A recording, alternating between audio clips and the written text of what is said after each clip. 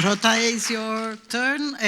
Dorota porta un contributo ulteriore di cui si è parlato non ancora abbastanza oggi, che è quello, che è quello della ricerca, che ovviamente c'è dietro tutto questo, e quindi l'ascoltiamo con grande piacere. Dorota, Grazie mille per presentarmi, buonasera.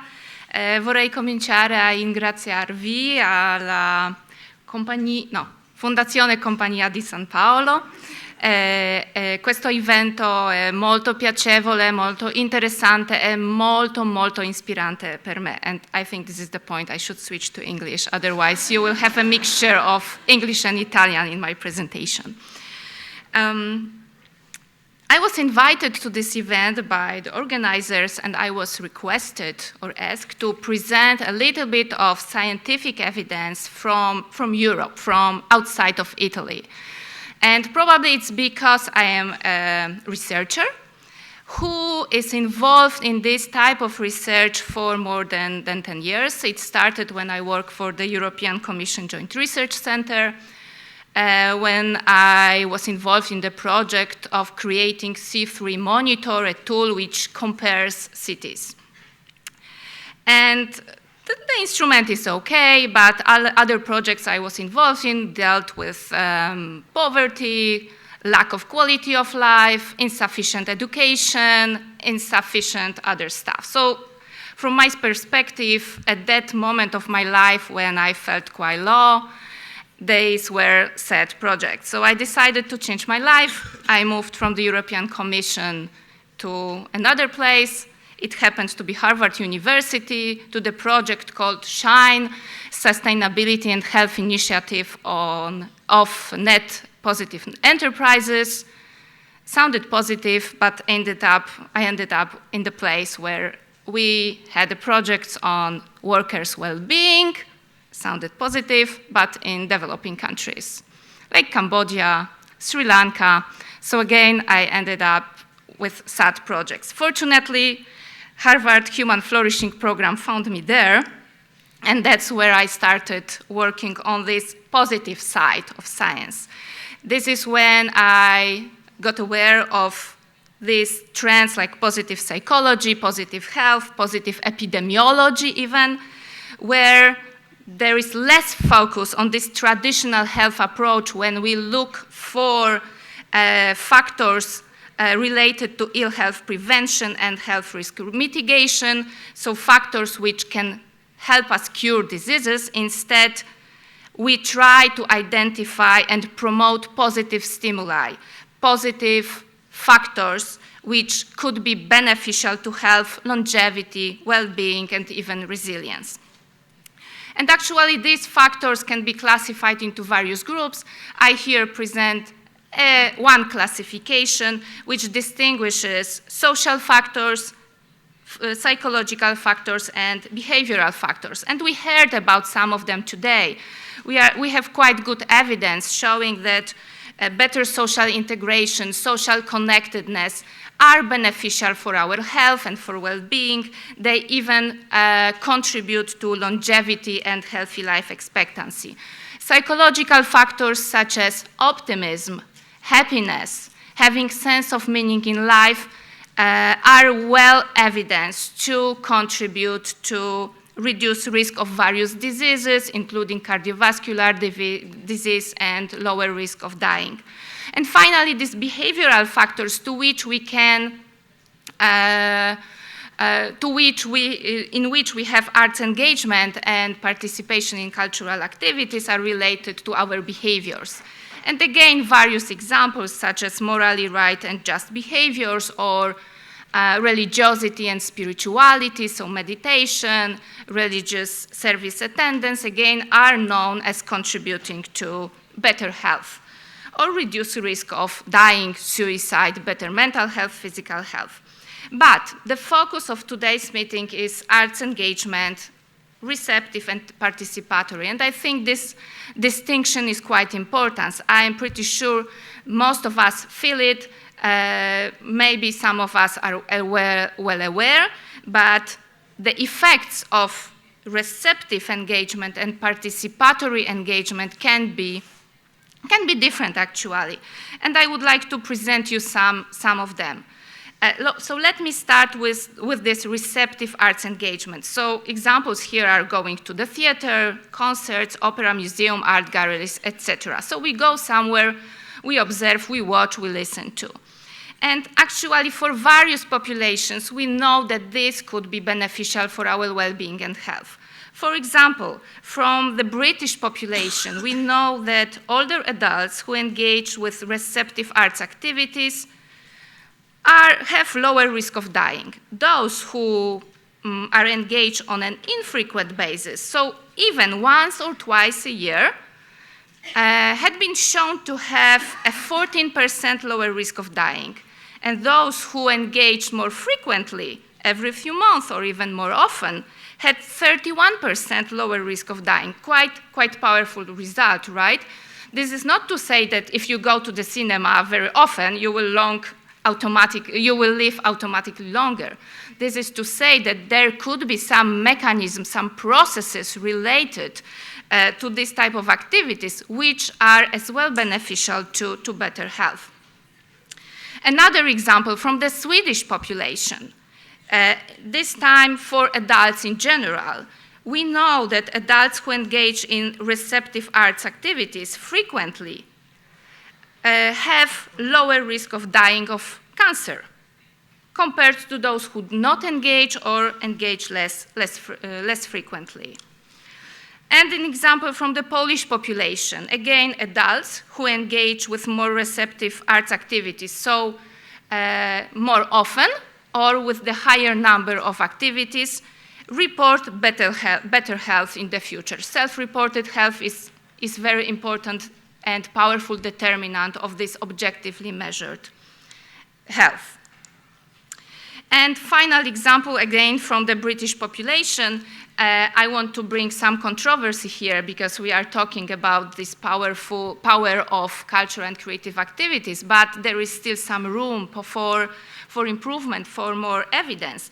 And actually, in one of our studies, which I conducted with Pierluigi and my beloved husband, let's say, and colleague, I don't know how he would react to the order, shows that participation in cultural events at least 3 to 4 times a year is associated with higher, better life satisfaction, greater happiness, and lower strain or stress. But we also found, quite surprisingly or unexpectedly, that it is also associated with feeling less calm and peaceful, with lower ability to enjoy day-to-day activities and lower ability to overcome one's difficulties. And actually, it made us start thinking about the intensity of exposure, of intensity of attending these cultural events. Maybe this was overused or underused. Maybe there was some overstimulation. I can assure you, Pierluigi came up with a very elegant and credible justification. You can check in the paper, but it was also inspiring for us what we should start thinking about in the future. Regarding this other type of activities, participatory, or we say sometimes active arts engagement, examples here are singing, dancing, participating in theater activities. We heard, you can associate these activities with interventions we heard about from my predecessors right now or in the morning. There is evidence, experimental evidence, so causal evidence, showing that they are as well impactful. The previously presented evidence, I should mention, were based on survey, observational data. Quite good data because collected from large samples, thousands of people in different countries, observed for many, many years, sometimes 2, sometimes up to 30. But still, observational data do not tell us about causal mechanism. They give some indication about causality, but there are still some limitations to this type of studies. But with experimental or quasi-experimental studies, we can say more about causality. And here are two examples of such studies. From the first one, we learned that dance movement therapy, also mentioned, but I believe it was a different study, decreases depression and anxiety and increases quality of life and interpersonal and cognitive skills. And the second example refers to active theater participation. What's that? For example, it's staging a character. It is playing out manners, behaviors, appearances. And we know that this type of interventions are very helpful for improving social well-being and social psychology competencies, such as empathic abilities, communication, tolerance, and interpersonal interactions. Actually, these two studies are meta-analytical studies because, yes, as I said, experimental studies, interventions are powerful, but criticism, which is quite often expressed, is, oh, but this was only on 30 people, your sample is so small, this is only people from Turin or Vercelli, right? What could we say? Meta-analysis, what could we reply? Meta-analysis is a solution. It's a statistical tool which helps you combine or pool all these small sample results into something more powerful. And actually from these two studies, we have quite powerful evidence on efficiency of this type of interventions. And the final results, again, I'm going back to this observational data. Why? Because with observational data, it's much more difficult, survey data, observational data, it's much more difficult to observe an effect and an association, prospective association. But in this study, we were able to find this association between engagement with the arts at least once a month and lower strain. But all these studies made us thinking, so why? Why can we observe these associations or these effects, these relationships? What are the possible mechanisms? We heard some indications today that probably there are some processes happening in our mind, our brain, which then translates somehow into our body.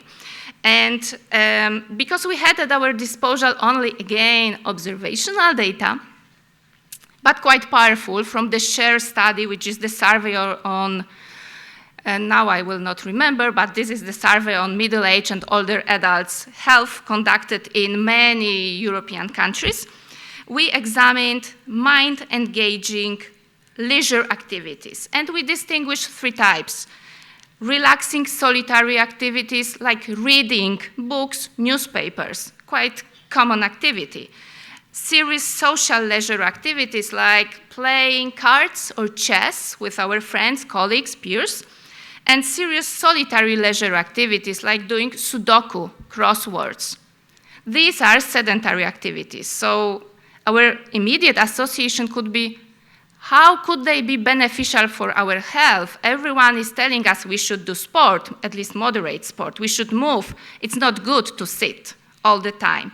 But actually, we found that even if sitting, let's say, but using our mind in these simple everyday activities, we can probably see some impact. What we found was these prospective associations that after 4 years, when we engage in certain types of these activities, we can see that these people had, middle-aged and older adults from Europe, had lower risk of death, regardless of the cause of death, lower risk of depression, lower risk of experiencing limitations in mobility, lower risk of feeling pain, feeling full of energy. They had better time orientation and were more positive about their future life assessment. Quite interestingly, we also found for some of these activities, including relaxing solitary activities like reading, we found association with lower loneliness. And at the beginning, it was quite perplexing because these are solitary activities, how this could be. But it appears, and there is evidence from other studies that when we start reading and we are able to emerge in the story we read about, sometimes people are able to create this type of relationship, connections with protagonists, is it Italian or English? I don't know, but you will remember, which are in these books. So there is a possibility even to feel less lonely by reading. And this brings me to the end of my presentation, actually questions for future. And this is what bothers me and probably could be interesting also for, well, impact project, because we are all, I believe, all of us here, we are convinced that cultural participation, arts engagement are beneficial for health and well-being. But maybe we should start thinking about the intensity of exposure here. This is epidemiology, but how often should we engage? What should be the intensity? Maybe there is a risk of overstimulation or understimulation. Then how long is it important to be engaged? And again, we heard about 4 projects here. Some of them were longer, some of them were shorter. Maybe this was the critical or significant factor into seeing certain types of outcomes and effects. And finally, is it enough to go to the cinema 1, 2, 3 times a year? Should we go 3 times a year for the 10 years? Can we stop? Should we change to different type of activities? Is one activity enough? Maybe there should be more activities. These are still valid questions, I think, very important, especially for social prescribing initiatives Niels told us about today. Thank you so much.